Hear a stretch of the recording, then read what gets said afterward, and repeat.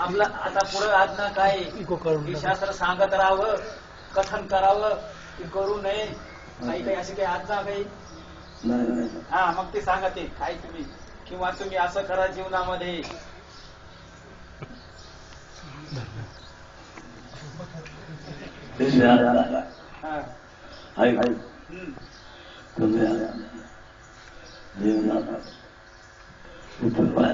हा, बरोबर.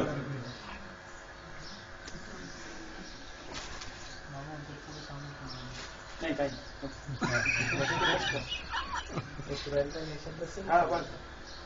बाबांनी सांगितलं ऐकू आलं का? नसल आलं तर मी पुनश्च उच्चार करून सांगतो.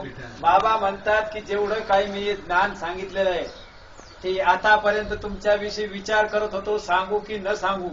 सांगितल्यानंतर हे पात्र आहेत की नाही आहेत, सांगितल्यानंतर त्याचा उपयोग घेतील का नाही, का नुसतेच आपले कथन करत फिरतील.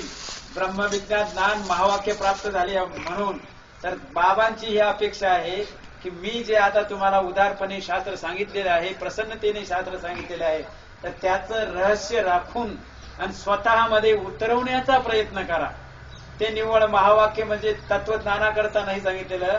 ते म्हणतात की स्मरण करीत असताना तुम्हाला त्याची आठवण आली पाहिजे, त्याच्याकरता ते महावाक्य सांगितलेलं आहे, दुसऱ्याला सांगण्याकरता नाही.